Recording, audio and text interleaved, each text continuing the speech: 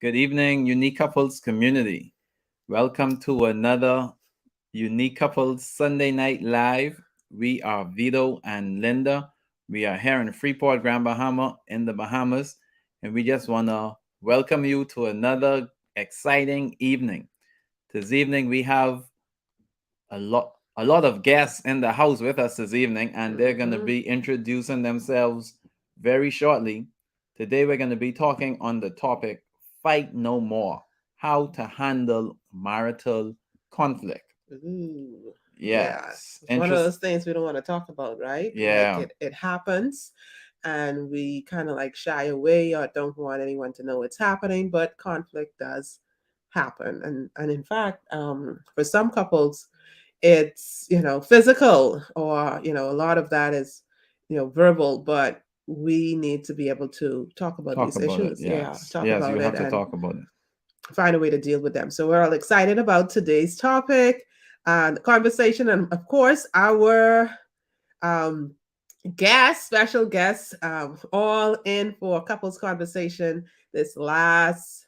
What is this? The Last last, Sunday. yes, The last last Sunday of Sunday the in the month. month. Yes, Yes, so it we're all is. excited to have Dan and Deborah, Thaddeus and Amanda, and Johnny and Tiffany here. Yes. Welcome, welcome, welcome.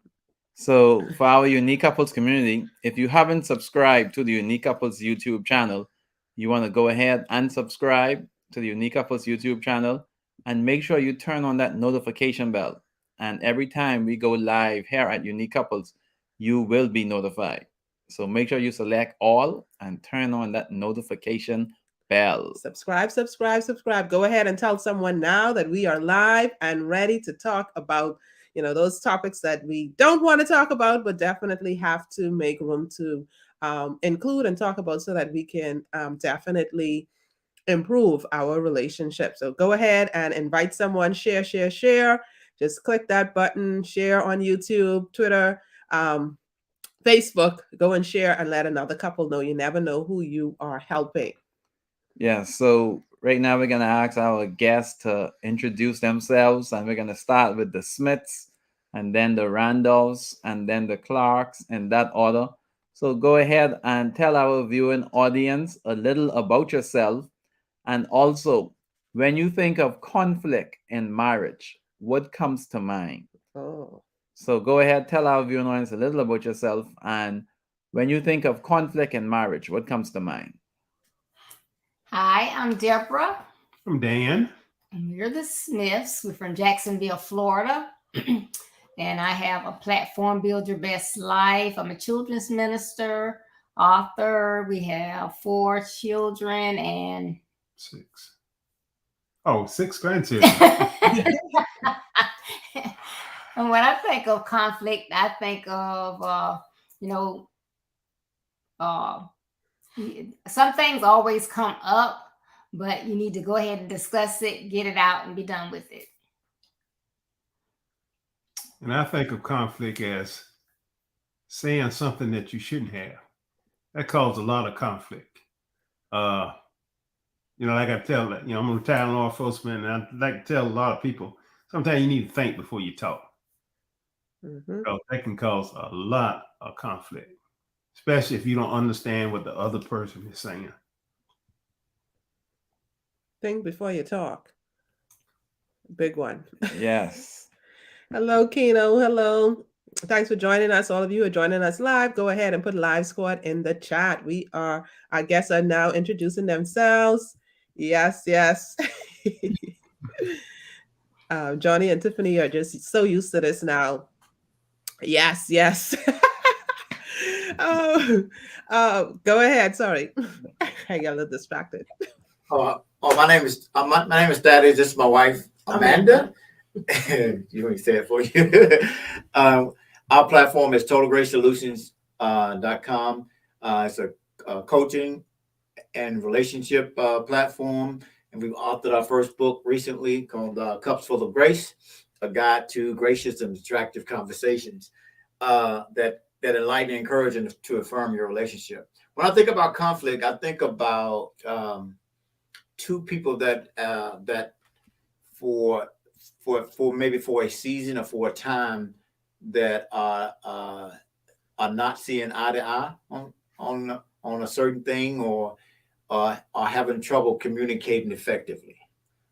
When I think of conflict, that's that comes to mind when I think of conflict. What about you? I think conflict is inevitable because conflict happens. It's a part of life. Not everyone is going to agree with you. Everyone has their own opinion, their own life experiences, and what their value systems that form their beliefs. So therefore, you're going to have conflict. The question is, how do you handle that conflict? Yeah. What mutual ground can you find in order for you to resolve your differences at that given point in time?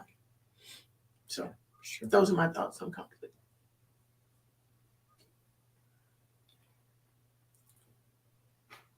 Y'all muted. I told them, hey, y'all. I was like, you got me on mute. Thank you again for having us. We are excited. I am Pastor Tiffany now. We are associate pastors at New Beginnings International Church. We also have our platform with that God blessed us with, I Am the Promise Ministries, where we have walking through the Word every Saturday at 8 a.m. Central Standard Time. And we also have an apparel company, Promise Apparel Fort Worth, LLC, as well, that God has blessed us with. But conflict, I used to run from conflict. I used to look at it negatively, but now I look at it as an opportunity to hear someone else's take on something, because conflict is just a disagreement. Like, you don't see eye to eye, in other words. So I think of it as it's growth. You can grow from conflict, is the way I look at it now. Yeah. It ain't always been that way. My interpretation of conflict is that I used to get agitated so quickly and so badly to the point where I was like, I'm done. I would just walk away, and it affected us pretty bad. So now the way I look at it is, what if something arrives like that, I'm looking at the opportunity like, okay, something is off. There's something going wrong that I don't see. So let me pull one of the moves out of James: be slow to speak, but quick to listen. He tells me that often. Let me pull one of them moves. Let me see what's going on, because there's something that I've missed that has thrown off the both of us. So now I'm very quick to just stop talking and listen. Yeah, we're hearing a lot of that about, talking. Listening. Yeah, talking and listening, like, Dan said earlier as well. That definitely plays an important part of, dealing with and relating to conflict. And we know, we're talking, and you said, Tiffany, that you looked at the positive side of, not looking at conflict as just a bad thing, but an opportunity to, kind of like hear the other side. And then when we look at conflict at our topic as a whole, we know that, people are having, like, not just, let's say, conflict, like physical altercations, and, like really fights where, they're hurting each other, and fights where it's not just a disagreement, differences of opinion, but it's actually where, you're saying things and doing things to actually inflict pain on your spouse. And those are realities too. So when we kind of like, talk more, go deeper into this topic, we want to be able to address all of those issues as well. Yes. So one of the first questions I want to throw out here would be, did you ever have conflict in your marriage? And we're going to start with the Randolphs, the Clarks, and then the Smiths. And how did you deal with it? So yeah, because that's got to help someone. It's like, we all have conflict, but it's, how do we deal with it after as well for someone who's listening. Thanks for joining us, Kathy. So you want us to go first? Yes. Have we ever had conflict? Yes, absolutely. Absolutely. It was a learning process. It was a growing process. And as Tiffany stated, we had to learn how to look at conflict as not being negative, but a means and opportunity for us to grow and to connect even more together. I think for me, the one thing I had to learn how to do, we also use James 1:19. That is kind of like a tagline for us. We have learned to talk less, listen more, but then the third part is keep our emotions in check. And when we can keep our emotions, or when I learned how to keep my emotions in check, then I learned how to say, okay, I need to take a moment right now before I say something that I can't take back. And if I put it out in the atmosphere, then it's out there and it's not something that I can take back. So yes, we have had conflict, and we have learned how to have conflict better, because you can't have conflict that is productive, because the scripture tells us that iron sharpens iron. And if you're not looking at it from a negative standpoint and you're looking at it from a means for learning and growing, then I can apply what I'm learning so that I can grow. Mm-hmm. Let's help someone. So if we could kind of like share on any specific one, that'll be fine. I guess you could decide and choose on what you want to share, but go ahead and do that. All of you who are watching, listening, we're talking about Fight No More. How to handle marital conflicts. Go ahead and put your questions in the chat if you have any questions. Write your takeaways as well. Yes, we will answer those questions once they come in. And tag. I see Tiffany is on a move. So those of you who just came in, go ahead and tag and let someone else know as well, joining us here today, because we're talking about marital conflict, something that every marriage has. And the only difference between what we have or anybody else has is how we deal with it. And the conversation is going great so far, because we're looking at, having a different view of the conflict, so we'll be able to solve it more effectively and then better our relationship. So I think I interrupted again. No, I was going to share. So yes, to answer your question, yes, we have had conflict. I remember one particular time we had conflict. This one came to mind. Maybe this will help someone. That was a time we both had careers in the military, and I was transitioning to another place, and we were kind of both in a transition, and there was conflict to the direction that we were going, and we had to learn to communicate better, to not think of it as not just my career, but it's what's best for both of us. Mm-hmm. What's best for the marriage, what's best for the family. I think one thing is conflict, because someone mentioned earlier, I think Tiffany mentioned earlier about if you look at conflict in a negative connotation. I think that growing up in my environment, I always looked at conflict as being something negative. But conflict can help you identify. I wrote this down. Conflicts help you identify a blind spot in your marriage and relationship that you need to resolve. So conflict sometimes is good. It can help you identify a blind spot, maybe an area that you didn't realize, hey, we haven't resolved this, or we need to talk about this, or the reason why we're having conflict is because we haven't resolved this. We've had it for a while. We've kind of dodged around it. We went around it and avoided it, but we need to really resolve the situation. So in that situation with our careers and transition and all, we had to learn to really communicate better, communicate more effectively, to really not just think about, I'm not just thinking about, I don't have to make decisions just for me. I'm making decisions that affect the whole family. I'm making a decision that affects our family, our marriage. So we definitely need to come together. We need to talk, and we need to communicate more effectively. Because if not, then if we don't, we'll both be going in two different directions, and that's not where we want to go. We want to make sure that we both have communicated to the direction of where the family is going as a whole, and not just one individual. Yeah. All right. Awesome. Go ahead, the clocks. I would say one of the conflicts that we have had was money issues. My thing was this is that I'm going out to make the money, and I wasn't being transparent enough to let her know what was coming in. just wait on for it to hit the bank account. Yeah, I don't need to tell you it's there, it's gonna be there. And that brought about a big rift in our communication, a big issue into our relationship because she was expecting transparency because she was the one handling all the bills and stuff like that. And I wasn't being transparent enough to let her know what was coming in. So it started driving, I wouldn't say a wedge between us, but what it did was it brought about a lot of distrust. So it was like once the distrust came, then the different like little small conflicts continued to pop up, all because one small issue of not communicating with each other was causing all of it.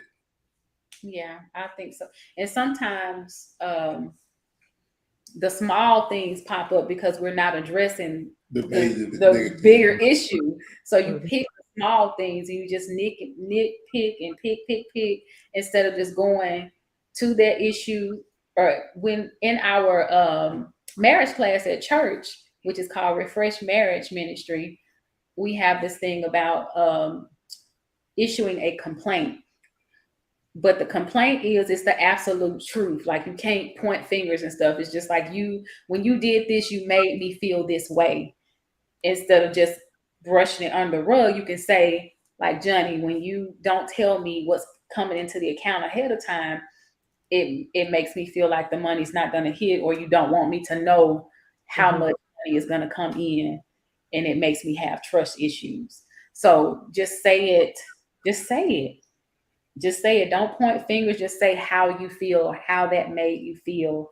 That's what helped us, instead of me just holding in and doing the silent treatment, not speaking to him for days and all of this foolishness. And the cause and effect of that was this: I saw my arrogance and my pride, and then I was like, you know what? I'm tripping, because how can she pay a bill, or how can she take care of the necessities while I'm gone, and she don't even know what's going on or what's coming into the account to even foresee what she needs. So I was like, you know what? When we finally saw that little issue of what was going on, I apologized. Hey, would you forgive me for the prideful things, the things that I brought up in the marriage of causing distrust? Because I saw that it was like a ripple effect of something small that I was overlooking and not thinking that it was causing a big thing, but it really was. And that was an opportunity to grow as well, because other issues came up that I didn't know that were there. So everything, we just dealt with everything. Yeah. Everything spilled out. But now it's like, hey, I before I even, I'm gonna have X amount of dollars going to the account. We need to make sure we get this took care of. And she said, well, I got to get this took care of. Okay. So I remind you, you remind me. So, and it's like a team thing now. Yeah. So that way there won't even be any room for the enemy to creep in and cause any kind of issue when it comes to that. Yeah. It's just all about healthy communication. Yeah. Communicating healthy and voicing your opinion without pointing, or voicing your feelings without pointing any fingers. Like just saying your concerns and voicing how you feel in a respectful way and communicating properly. Yeah. All right. Awesome. Go ahead, the Smiths. You're on mute, brother. Oh. I was on mute. Go ahead.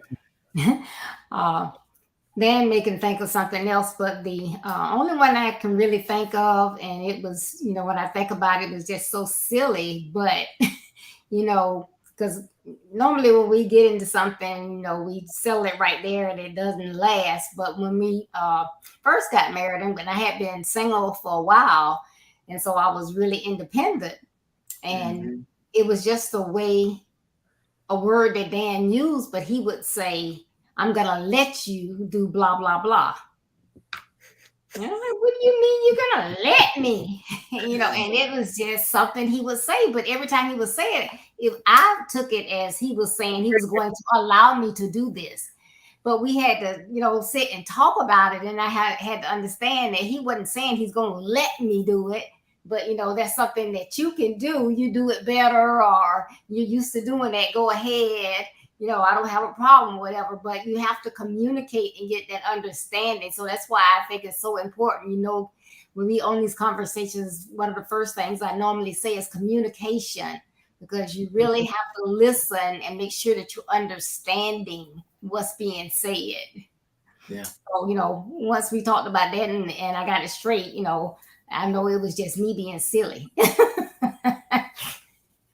Yeah, and going back to something I think Tiffany said also earlier, I think we mentioned it, was the opportunity to, looking at conflict as the opportunity to. And like you said, Deborah, because it came up, but then you use it as an opportunity too. So we could use it as an opportunity to grow, an opportunity to learn, what is happening with our spouse, what our spouse is thinking, an opportunity for us to even, get closer together, all of those things that we can do. So now we're talking about fighting now. And, for some of us, when we think about, conflict, you guys mentioned what you thought about or what came to mind when you think about conflict.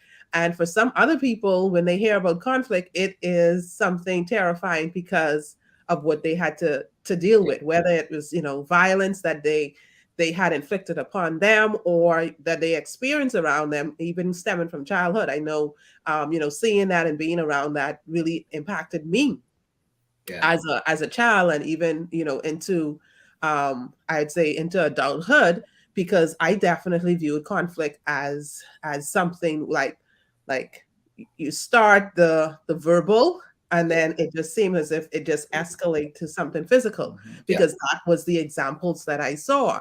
And so in order to avoid the physical, and it didn't even have to be an escalation where it was verbal first and then physical, but it was like, you know what, let's avoid the verbal confrontation because that could lead to the physical, even though the physical just came out, just like that. And so for some people, thinking about fighting or hearing about that or conflict, it's, oh my goodness, this is something bad. This is something terrible because, this is what I experienced, or this is what happened to me, or this is what is happening in my marriage right now. So, let's look at that. Okay, so you're in your relationship. We have couples in their relationship now. They're experiencing all sorts of conflict. And when you talk about conflict this time, it's confrontation. It's confrontation. It's not, oh, we have different views on, the temperature of the air condition in the room, or who should pick up the kids. It's more like, and I guess that goes more into abuse and stuff. But even if some of it is not happening at that level, I think that we kind of need to look at it and say, hey, let's speak to some of these persons who are experiencing that type of conflict in their relationship. Yeah. And we do have a question that's in the chat, and we want to go ahead and look at this question. The question is, how do you deal with a combative person? How do you deal with a combative person?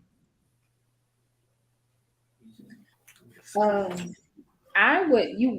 will have to walk away to remove yourself from the situation. With combative people, that would be the best solution, is to walk away, so there won't be a physical altercation. What do you say? That would be my first thing. And you have to try to stay calm, because if both of you are combative, most likely it's going to be toe to toe. It's going to be some laying of the hands, and we don't want that. We don't want the physical contact. We should never get to a point where we think we have to put our hands on anyone, especially your spouse. You never want to get so angry where you would want to put your hands and cross that line, because once you cross that line, it's a little bit, the conflict has really snowballed. It's a little, it's easy. It's not easy to reconcile, but it's doable. But it will take a lot to heal once you cross that line. Yeah.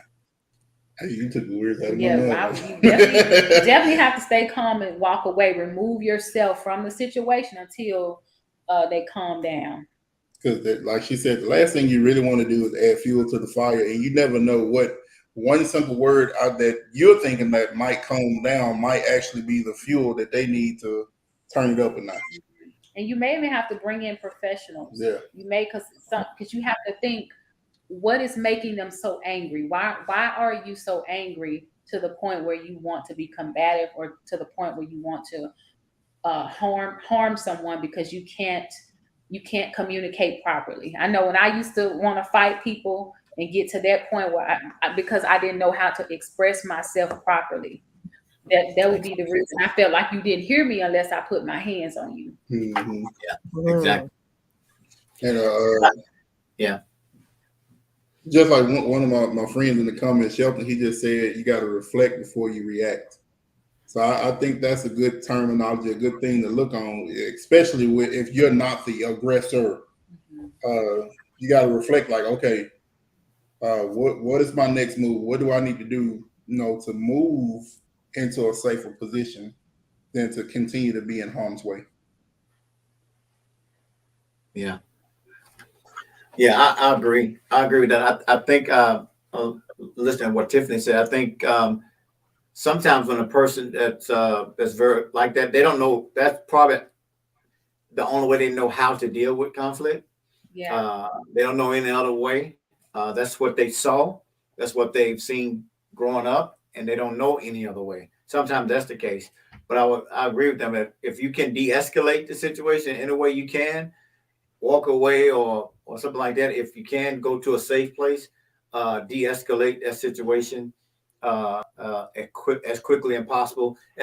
Then maybe have a way say, right now is not a good time for us to discuss. Let's come back at another time if you're able to do that. I know some people, once they can go from 0 to 10 very quickly, and it's hard for them to come back. It's hard for them to come back down. But if you're dealing with someone that maybe that you can get them to come down, that's good. But if they're 0 to 10, they're not coming down, I think the best way is to walk away and de-escalate that situation. Anything to add? Yeah, I'd agree. I'd say whoever it is that is kind of on the receiving end, you do need to walk away, seek a safe zone for yourself. Make sure that first and foremost that you are safe. And if there are any children involved, try to get them as safe in a safe environment as well. And allow the person, yourself and the other person, that opportunity to allow cooler heads to prevail if they're going to prevail. One of the things we do have to be mindful of, that abuse does occur and it does happen. Mm-hmm. And we've had to ask couples, do you feel safe? Mm-hmm. Are you in a place or in your relationship to where you are physically safe? You feel physically safe. You feel mentally safe. And if you are, then we can continue to go ahead. But if not, then we need to make sure that you get to safety first. Yeah, that's true. And I agree with Thaddeus about de-escalating the situation, because you can de-escalate it, but then sometimes you might have a person with such a temper. If you de-escalate or you turn around and walk away, they put their hands on you. Yeah. That's true. So what you're gonna have to do is you're gonna have to discover, listen to them, and then you want to think before. Like I always say, think before you talk. You're gonna have to talk them down. Mm. If they're at a 10, you can bring them down to 5. You can walk away. Yeah. If they're at a 10, if you can't bring them down, you decide to walk away and then hick them in your hands. Yeah. I'm not through. They'll just say, I'm not through. I ain't finished with this. So that's something you have to, you have to work through, learn the signs and different things like that. So you can, like Thaddeus said, de-escalate the situation. Yeah, remove yourself from that. Right. Some kind of way, remove yourself, especially if they're at a 10, they can't, and they don't want to come down. Some kind of way, safely remove yourself from that situation. I know we've never got to that point, but one time we got close. I left the house. I think I went to the movie theater. No, that wasn't the time. No, I was talking about one time she almost put hands on me. Yes. She almost put hands on me. But we actually just shared this in our live last week, I think Yeah. it was, because we're talking about the enemies of marriage, and anger is one of them that we discussed. And we talked about it takes a lot for me to get angry. It really does. And I can count on my one hand the number of times that I have been angry at him in our 35 and a half years of marriage. One time. And that one time was when I found some inappropriate communication between him and a young lady. And I wasn't having that. And so we got into a tussle, and I stopped myself. I had to stop myself because I was like at that 10, right? Yeah. And I was like, okay, we don't need to go there because this is not who we are. This is not who I am. This is not who we are in our relationship. And we had to walk away from each other and then just, find a time to where we could come back together and discuss what was going on. Yeah.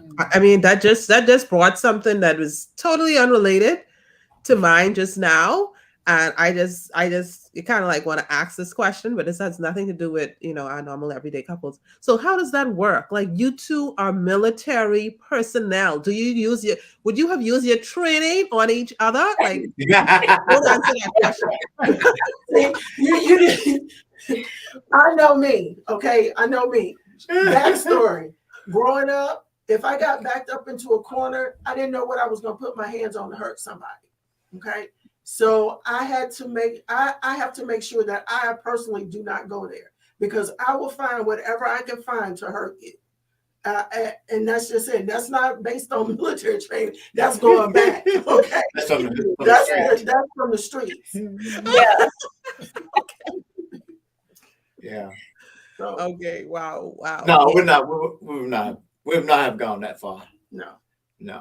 Yeah, that and the thing is, for some people, based on your background, based on some people might even say genetics, but based on what you have, the behavior that you've made a habit, and your what you've seen, you might take that into your marriage, you take that into your relationship, and you think, this is the way I need to handle it. This is the way I need to handle it because this is what I've seen. But we have to kind of like take a step back. Like, Amanda, you realize that, hey, you could get to that point of being so extremely angry that you just lash out. And so, you're doing your personal work and evaluation because, hey, you don't want to ever get to that point. And I think more of us need to be aware of that. If you're experiencing that and you feel like you're so angry and that you just want to lash out, and your wife is there or your husband is there and you just go ahead and lash out, we kind of need to like take a step back and know that, hey, I get to the point where I just feel this overwhelming anger, then, definitely need to get professional help. But really take time to assess where you are. And then another thing is, I think, as it relates to even women and men, Tiffany talked about, for her, just kind of like being physical, using that as an avenue because she didn't know how to express herself. But most of the time we find that men are the ones who are having a problem with that. So Ms. Deborah, you could help chime in with this as well, since you're doing the, build your best life with these young men and stuff. So emotional intelligence is lacking for some of them. They're unable to express themselves fully. And because they're unable to express themselves and their wives are going yap, yap, yap, yap, yap, and knowing exactly which buttons to push and what to say to hurt them. And then they're not able to express themselves or know what to do. And so the most convenient thing for them is to kind of like raise a hand or lash out physically. Yeah. So we definitely need to look at that as we relate to our young men and even couples in marriage. Yeah, and a lot of it comes from what they have seen in the past. They come up in homes where dad hit mom, and back in the day, mom would just stay there and take it. But I know from experience that, not me, but that family member, that whether it's, the young man, they see one thing, so they think, that's what you're supposed to do. And I'm supposed to be ahead, whether they're working or, being a spiritual person or whatever, this thing, I'm supposed to be the head. when I get home, this house better be clean, the food better be on the table. And when I say jump, I don't care if I got 5 kids running around, fix my plate. If you don't fix my plate, I can't eat. And if you just look like you're gonna say something, they hit you. Okay, they hit you, like you're another man.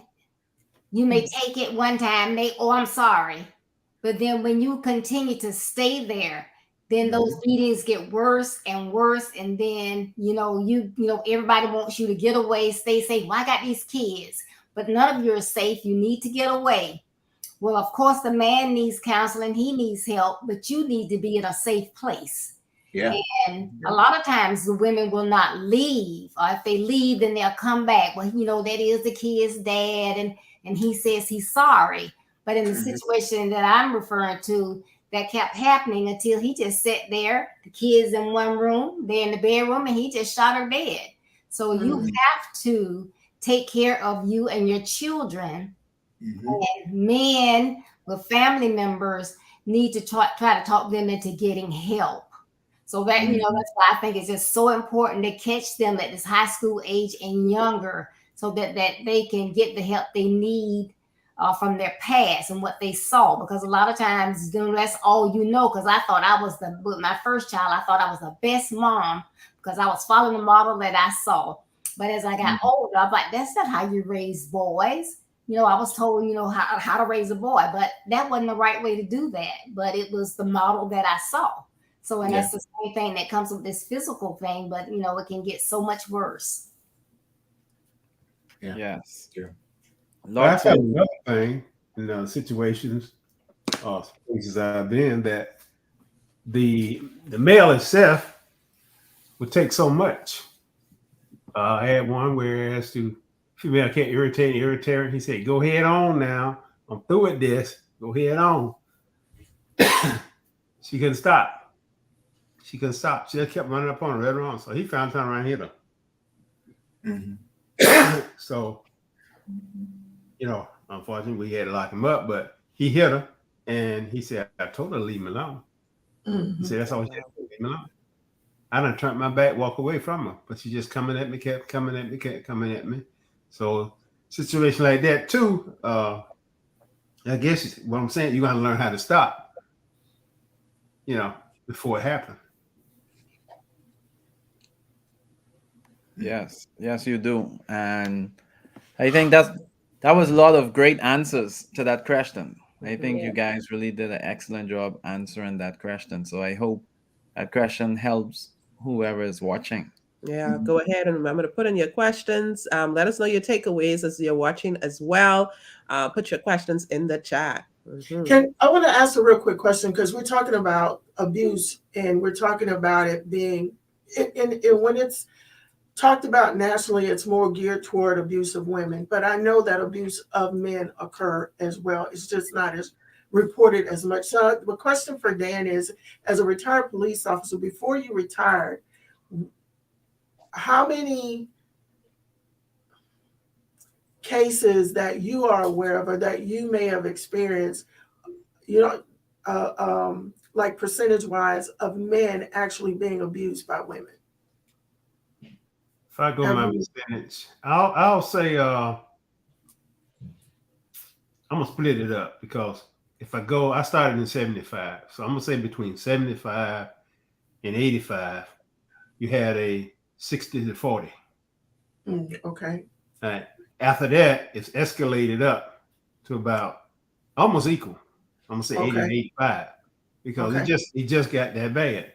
I think what was the problem was we had a lot of this drug situation that come in, and a lot of them was on this crack cocaine, and they was trying to get to the point where they can get to the point, stealing, taking, whatever they can do.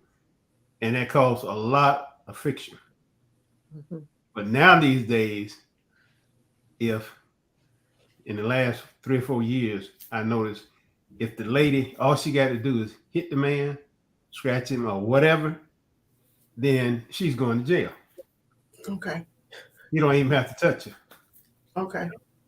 So, quick story. Growing up as a young girl, across the street from us, there was this family that used to kind of like keep a watch over me. I was a latchkey kid, husband and wife, and they would both fight. And this one particular day, they got into such a bad fight to where one had a butcher knife and the other had, I want to say it was either a hoe or a pitchfork, one of the two, and they were going at each other. And we actually ended up calling the cops, and the cops came, but both of them were at fault for that incident. And I remember that, and I just know there are other couples out there that experience the same thing, and some of it is because of drugs. They get into drugs or they get into alcohol, and alcohol changes their demeanor, their actions, and all of that, and then they just go at each other.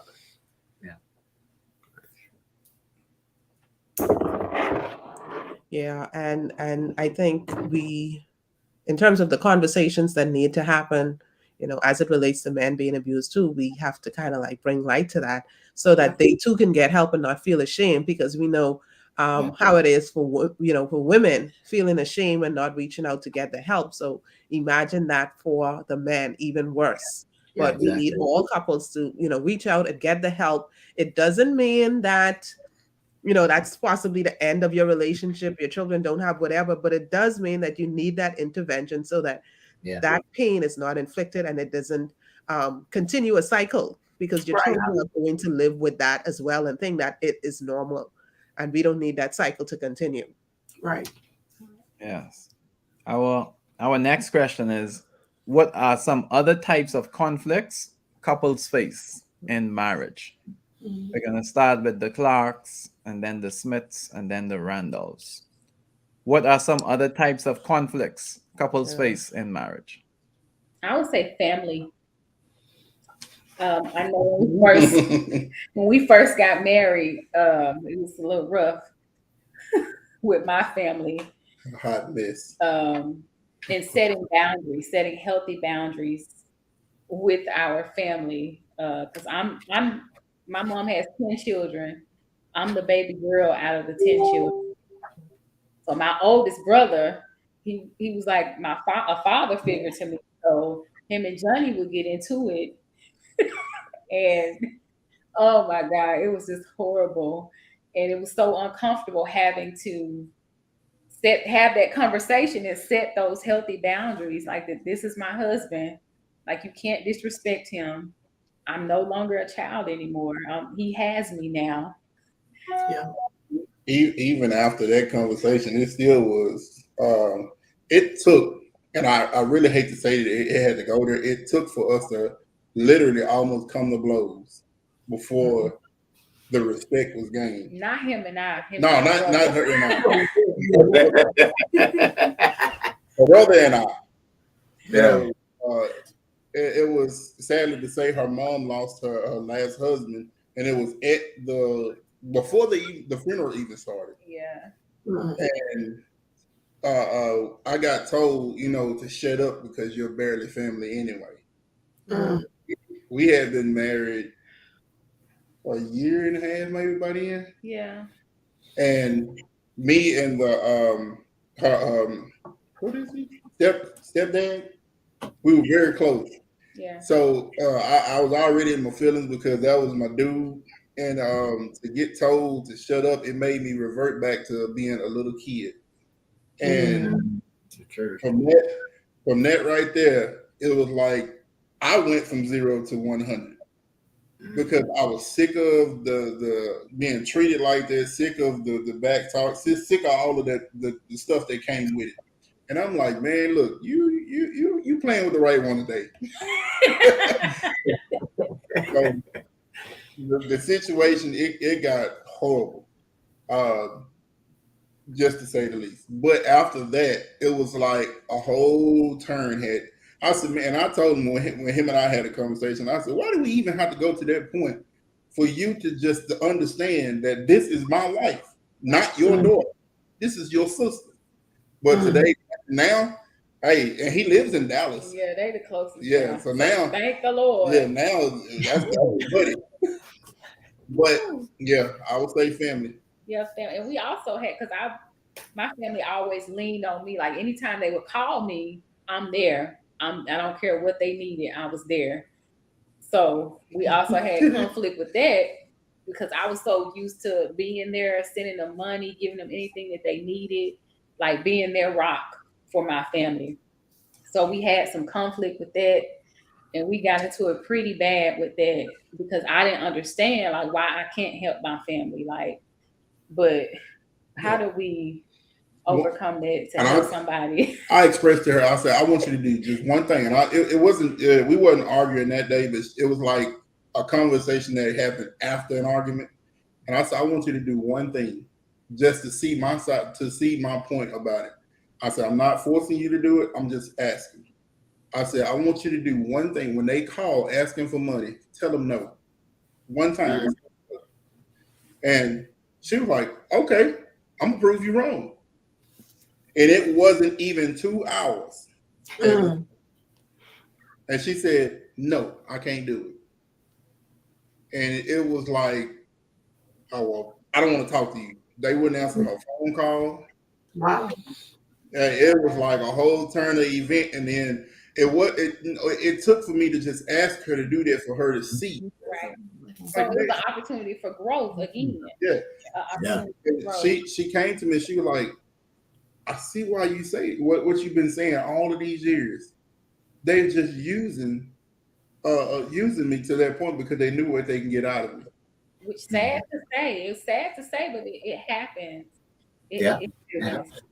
And you have to set those healthy boundaries. Mm-hmm. It's okay to say no.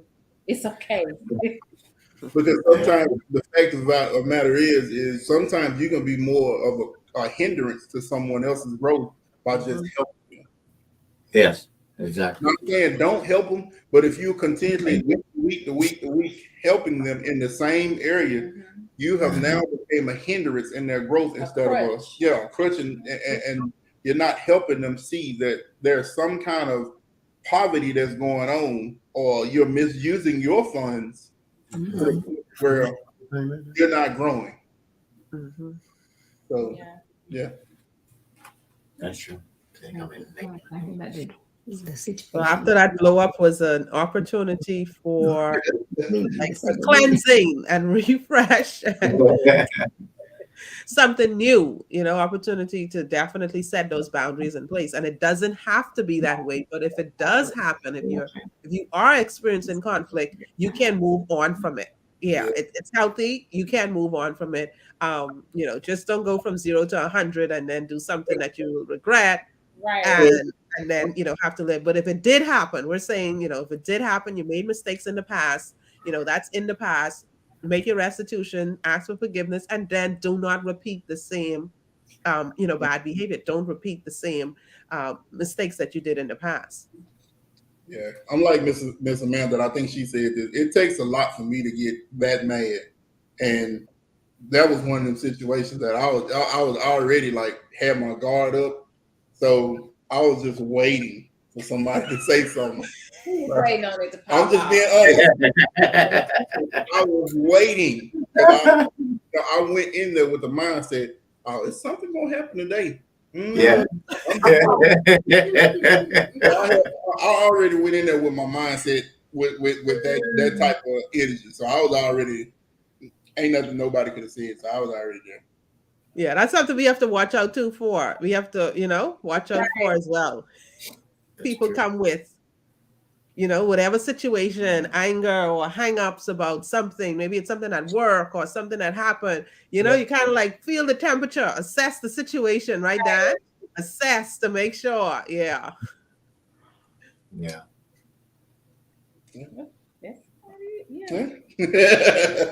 All right. Okay. Go ahead, the Smiths. Well, the only thing that I came up with is I've mentioned this before about sometimes men don't really think and they can get themselves into trouble. And my husband is chairman of the deacon board, so a lot of times when they come up with something, he would call me and I would help him frame it up or type it up or whatever. So he calls me this one day when I was still at work, and he was like, oh, well, Deacon so-and-so came up with this idea. So what we're going to start doing is the the seniors and the single women, we're gonna be like go to their houses and fix up stuff and do things. I said, I don't know about so and so wife, but you're not going to no single woman house by yourself. No, you're not, because I know what women will do. No, you're not. So we get that straight before you even started. We're gonna have no situation. So a lot of times things happen, sometimes men think the wives are, and it could go the other way, I guess, too, but, think the wives are just being jealous or, why are you saying that? I can talk to people. Yes, you can talk to people.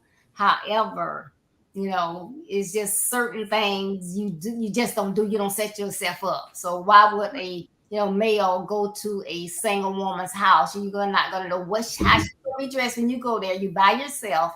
And that's how things happen and start. So, we're not gonna set ourselves up for that. No, you're not gonna participate in that. I have a problem with the seniors, but not the singles.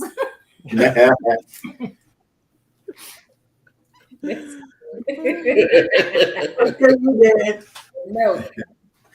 Yeah, well, I was trying to explain to her that, going by myself, but always somebody go with you.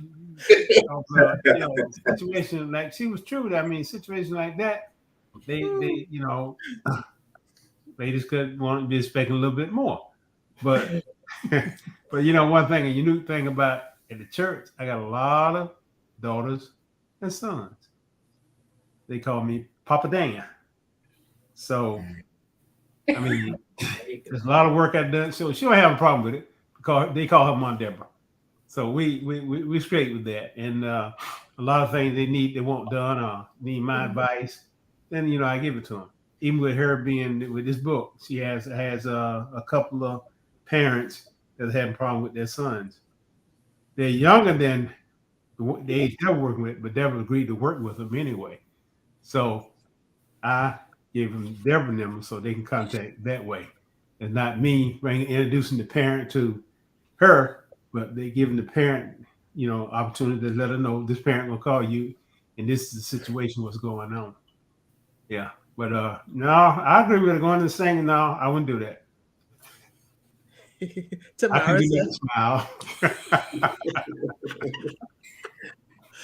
All right, Tamara said it also leaves room, leaves the male open to being falsely accused. And Alfonso said, keep it real, Deborah, keep it real. That's true.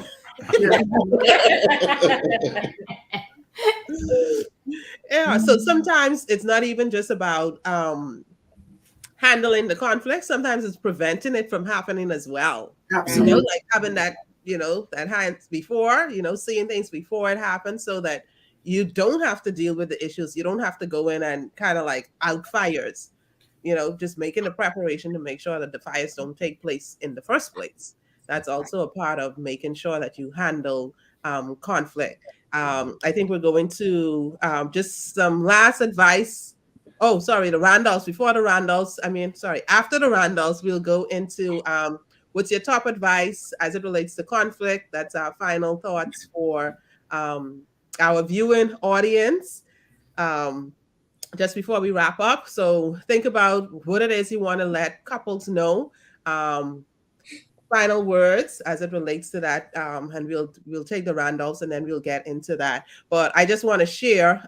Totally forgot I was supposed to do this earlier on two special events. Well, something special we have for you, a gift we have for all of you who are watching. Go ahead and look in the description and get our how I love my spouse tracker. That is in the comments, I think, in the description. You can go ahead and get that tracker. It just shows you ways that you can love your spouse on a daily basis. So go ahead, get that tracker, register to receive it, and it's all free. So go ahead and connect with us using the tracker to really strengthen your relationship. And we also have for ladies only, we are excited about this opportunity to share with you on our Think Like a Mistress Masterclass. And it's all about getting wives to, effectively not only communicate in terms of intimacy, trust, but also getting what you need and really cementing that relationship you have with your spouse on a different level. So for all you wives out there, go ahead and register for the Think Like a Mistress Masterclass. The link is in the description. Go ahead and take your relationship to the next level as it relates to intimacy and sex and communication and just combining all of that, having that real deep connection with your spouse. So ladies only, and it's not for the faint of heart. So go ahead and register. Join us for that. It is back by popular demand.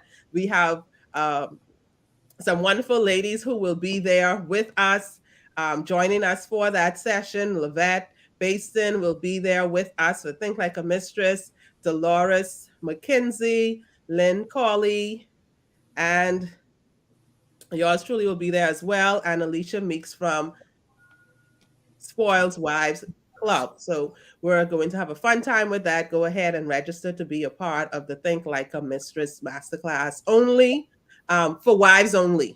Yes, wives only. Okay. So it's going to be that deep. It's definitely for wives only. Yeah. So go ahead. I think Thaddeus and Amanda were speaking, and then we can just wrap up with top advice for couples and persons dealing with conflict. No, you go. Well, one of the things I was going to talk about was you asked what was other conflicts. Yeah. Yes. For those, and everybody may not be in ministry, but I think there could be conflict when it comes to your marriage and ministry. And I know in our circles, sometimes people we run into, there's a big issue with how do I handle being married and then being ministry, balancing the two.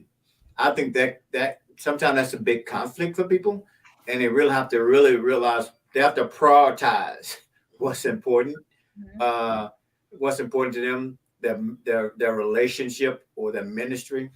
Often I used to tell my wife years ago, I don't think God wants you to win the whole world or save the whole world, then you can't, and you lose your marriage, you lose your family. So I think we have to balance. We have to balance that. There has to be a balance when it comes to that. I know years ago, we ran into a conflict on that. We both were doing ministry and finding her place and my place in ministry. There were expectations for things for her to do in ministry as my wife and different things like that. So you have to balance that, because that can be a conflict. It can become a conflict because you both have good intentions to do great things for God, but you have to make sure that you don't lose the relationship. You don't lose your connection to each other, set out to do those great things for God. I think there has to be a balance there. Yeah. Go ahead. You're using the word balance. I'm not sure balance is the right word, because you use priority too. I think the thing we have to realize is our first ministry is at home. And when you can work your ministry at home, then everything else I think can fall into place, because then you'll be able to go forward together. I like to look at our marriage as having a purpose. Yes. And if our marriage has a purpose and we both agree on what that purpose is, we're going to fulfill the ministry God has for us, whether it's in the home or outside the home. So I think for us, when we went through that period, we were ready to walk away. And say that was it. And then we would have lost our relationship over ministry when God, for the church, and saying we were doing God's business or the work of the Lord. I put it like that. Because we can get caught up in being busy doing the work of the Lord. We forget to work at home. And I think Adam and Eve were, I would say, husband and wife before anything. And I think that you wear several hats. And I think if you say you call yourself a pastor, but your husband probably first, your husband, your father, the many hats you wear. And I think you have to definitely make sure you prioritize what hat you're wearing. And when you come home, you're a husband and a father. you leave the pastor hat at the church. And So then the flip side for Yeah. that too is whether it's the wife or the husband, whoever it is that's really Yeah. working full time in ministry, we have to both come to understanding of what our role is in that season or at that time too. Yeah. You know, Yeah. to support, to be the bulwark, you know, the prayer warrior, all of that. all of that. Gatekeeper. Gatekeeper. That's a great one, Thaddeus, because I know that pastors, they do have a heavy plate. They do carry Yeah, a lot they of do. responsibilities because Yeah. they also get a lot of phone calls after hours. They're almost like a 24/7 Yes. job, because when there Yeah. are deaths or issues, they get the phone calls. So Yeah. Yeah. I mean, Good. like Amanda said, is it priority? Is it balance? But you have to do all of it. Yeah. Yeah. Yeah. Right. So that was an excellent point there. It's Tad. rewarding, but it's also challenging. We found it's rewarding, but it's also challenging. Yeah. You got to learn not balance, but what's the word? Prioritize. I'm not sure which is Yeah. the better word, but we have to But find put that your- equilibrium maybe in what we're doing. Yes. Yeah, but family first. Family first. Yes. Family exactly. first. Family After first. God, then it's definitely going to be family first. Well, after God will be the spouse. Yeah. Yeah. Family first. All of that in there, right? Yeah. You know, like, wait, spouse. Yeah, because we all know that the kids, they're gonna eventually go, and then it'll just be you two, and Yeah. you don't want to be looking at one another after 18 years when the kids go like, "Who are you?" Who are you? Right. Exactly. Yes. And that would be an area of Go ahead. conflict too. That can be an area of conflict too. Children. Definitely. Yeah. Putting the children ahead of the marital relationship. Right. All the focus and all the energy on, just the kids and not on your relationship with your spouse. That can definitely be a cause of conflict as well for couples. Yes. For our viewing audience, go ahead and put those takeaways in the chat. Yes. We had a great conversation, and I'm surprised how quickly the time has gone. Yeah, I mean, yeah. we went overtime, Yes, but go we ahead did. and put those takeaways in the chat as we bring this conversation to an end. And our special guests, they're gonna go ahead and give us their final comments as it relates to, well, they're going to give us advice on how to deal with these marital conflicts, and also tell our viewing audience how they can connect with them on social media. So we'll have the Smiths, the Randolphs, and then the Clarks. Okay, my final comment is conflict. I mean, your conflict could be physical and it could be mental. So both of them hurting. I mean, there's no, level. I mean, you could get physically hurt, you get mentally hurt. So you need to work on, whether physical, mentally, regardless which is, conflict is not good for you at all.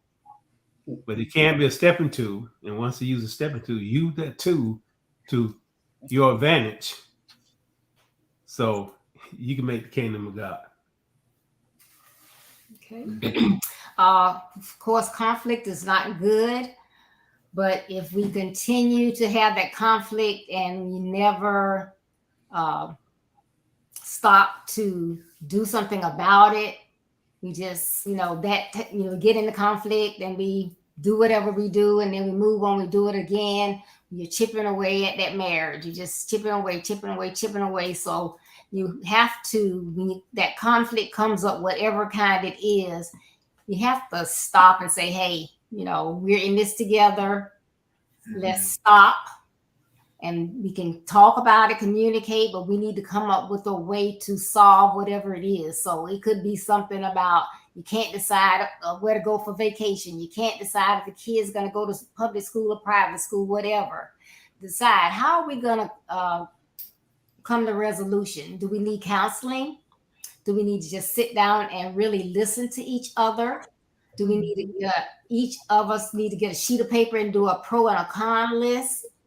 What is it that we need to do? But let's come up with some solutions and not just keep butting heads, but let's come up with some solutions and work towards us being the best that we can be in our marriage. Amen. Yeah. I think we need to realize that our words are arrows, and the words that we speak, they can either speak life or they can speak death to your relationship. So we just need to be mindful of what we're saying and how we're saying it. And I think also when we're saying it, because you can choose to go forward in a conversation that can cause conflict to happen when your spouse may not be ready to have that conversation. So I think we should think about what we're going to say and think about how we're going to say it, and then think of when we're going to say it. Ask, is this a good time for us to have this conversation around whatever the topic or subject may be? And if you find yourself in the midst of a heated conversation or a courageous conversation, as I've heard place, instead of causing it just, an argument or conflict, but a courageous conversation, then say, okay, maybe we need to take a time out, step away, come back, and then talk about it, at another time, when we are both not in a place where our emotions have the best of us. Yeah. And I'll just add one thing, just be quick. I know Tiffany was saying earlier about how using I statements like this is how it makes me feel. When you do this is how it makes me feel, because I think that takes some of the tension out, and it's not accusatory. I'm not blaming you. I'm just telling you how I'm saying this is how it makes me feel when that happens. So I'm putting the emphasis on me and not on you. And I think that helps de-escalate and kind of like take some of the tension out of the situation and the argument, and it'll help the other person say, well, if I care about how you feel, then maybe I'll be wanting to help resolve this because I really care about how you feel. I don't want to make you feel that way. So how can I fix that? Our biggest takeaway is this, and we say this a lot at our church: until we can get this right, we can't get this right. So we can't have a total communication with God if we're at conflict. We can't have total oneness with our Father if we are having conflict. And the main thing is for me in relationship to settle conflict and to deal with it the right way, communication. Yep. There has to be a good positive communication between the two. So that's what the little nugget that I would leave. Find a common ground where if y'all are having problems, find a common ground that y'all can come together, even if you have to bring in a marital coach or someone that truly believes in the power of healing, the power of restoration when it comes to marriage. Bring someone in to just be a mediator between the two. And y'all pray, y'all fast, y'all allow God to speak to and through. And then once you've communicated, then you begin to effectively communicate with each other, which means now it's causing both parties to take action, which means now I have to digress in this situation because I'm making her feel this way, and vice versa. So therefore, that's bringing not negative conflict, but it's beginning to be a positive outcome from the negative conflict. Yeah. And I would just add, he is not your enemy. She is not your enemy. Remember, you're on the same team. Mm-hmm. You're on the same team. So we have to like build a safe place for our spouses to be able to come to us. Then if it's always combative, you going saying stuff, or it's not a safe place, if they don't feel safe, they're not going to come to you and be vulnerable to us. So we have to first make a safe place for both of us to come and not be judged, not feel any type of way, just to express how we feel, and also to choose your battles. Some stuff is not worth addressing. Some stuff is not worth arguing over, or I wouldn't say arguing because we're not supposed to argue, but having conversations about or being conflict with. Some stuff, listen, just get to the real issue. Don't be fighting over you left your toothbrush on the you left your toothbrush on the sink. Like that's minute, that's little. It's a bigger issue, but you have to choose your battles wisely. Just know that you're on the same team. You work together. Two are better than one. That's why God put marriage together. Two are better than one. We work better together. And just make sure that you pray with each other. That's the foundation. Once you start bring God into that thing and you start to pray with each other, God will turn it around. Trust me. If you're having a lot of arguments, you have to humble yourselves before the Lord first. You have to submit to the Lord first, and then this will get right. When this is right, the relationship with God is right, then the marriage will be right. And just to add one more thing before we get quiet, we have this thing at the church what we call the answered prayer for marriages. God, if it's me, change me. If it's them, change them. That's the answer prayer, and it works every time. Yeah, awesome. Awesome. Great advice. And I hope that our viewing audience that are watching, they're gonna go ahead and take that advice. One of the takeaways that came in was great dialogue, excellent topic, great information provided and received. Nuggets to live by. Thank you very much.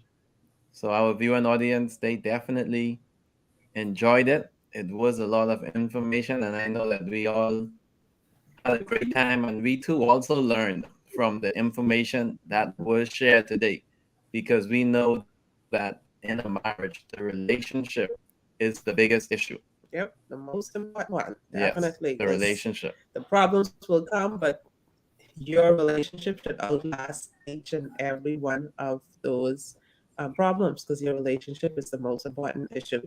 Thanks for joining us. I see Shelton and Dimitri and all of you who joined us. If you're first timers, go ahead and put first time in the chat, in the comment for us. We definitely had a good time sharing and talking about this topic. And, just one of those things that we need to do, talk about issues that, couples are facing and we're facing, and just be kind of open with all of that. Yes, we want to thank our special guests, Dan and Deborah Smith, and Anne Randall, and Tiffany Clark, for taking time out of their schedule to be here this evening on Unique Couple Sunday Night Live. We really enjoyed it. We had a great time. We just want to remind our community tomorrow evening, 7 p.m. Eastern Standard Time, in the How to Strengthen Your Marriage Facebook group. We're going to be having Spill. So make sure you tune in 7:30 p.m. Eastern Standard Time tomorrow. And then also 8 p.m. Eastern Standard Time tomorrow, the Unique Couples Marriage Club. We're going to have Manage Your Marriage Mondays with Vito and Linda. So you want to make sure you are tuned in for that tomorrow evening. Ooh, and we cannot forget, we almost forgot about something special. Why we didn't even leave with this? Something special. We hope you all can join us and just pop in for a second or two. It is our 100 plus episode on Unique Couples. Live. When it's for 2 years, 2 years will be 27. Celebrating on Tuesday, we are going to have our 2 years party of Unique Couples Sunday Night Live, and we're inviting all of our friends to come on and say hi. So it's happening 7 p.m. Eastern Standard Time on Tuesday, April 26th. That date is just, Tuesday, April 26th. So come on, join us. We will be streaming live on all the platforms. Yeah. Facebook, YouTube, and Twitter. Yeah. So we're so happy and excited about that. So definitely join us. Okay. How can our viewing audience reach you? I think we're breaking up a little. So. Oh, yes, we didn't get that out of it. So go ahead, the Smiths, the Randolphs, and the Clarks. Real quickly, how can our viewing audience get in contact with you? Okay, hi. My platform is Build Your Best Life. And my website is www.buildyourbestlife.org, www.buildyourbestlife.org, and that's the best way to get a hold of me on all of the social media platforms. If you go to my front page and go down to the icons and click on those, it will take you directly to my social media pages. My blog is there, comes out every Monday. My calendar of events, as well as my store where you can get your autographed copy of the book. Or if you like Kindle books, you can go to Amazon.com. Thank you so much. All right, it's the Randolph's turn, I think, right? Well, our platform is totalgracesolutions.com. That's our website. You can also find us on Facebook under Thad and Amanda Randolph, or go to Total Grace SOL on Facebook. And then we're also on YouTube. We have a YouTube channel, Total Grace Solutions, all one word. And you can reach us through those platforms, or you can email us at totalgracesolutions@gmail.com. All right. So you guys can reach us. Our platform is I Am the Promise Ministries. You can reach us at thepromisemen@gmail.com. And that's thepromisemen@gmail.com. You can also reach us at the official PC1@gmail.com. And we also have an apparel company. Make sure you check that out. It's Promise Apparel. fw.com. And you can reach us on those platforms. We're on YouTube, we're on Instagram, we're on Facebook as well. Yeah. Awesome. Once again, we want to thank our special guests, and we want to thank our Unique Couples community for another great Sunday evening. Here at Unique Couples, we are building stronger couples, healthier marriages, and happier families. We love you guys. Have a great evening. Enjoy the rest of your week. We'll see you tomorrow in Sip and Spill, how to strengthen your marriage. And we'll see you in how to manage your marriage Mondays with Vito and Linda. And then again next week, Sunday, here on Unique Couples Sunday Night Live. Yeah, don't forget Wednesday nights at 9 p.m. for Unique Couples After Dark. Yes, on the YouTube channel. Mm-hmm. Have a great evening. Love you guys. Bye. Bye. Bye. Bye. Bye-bye. But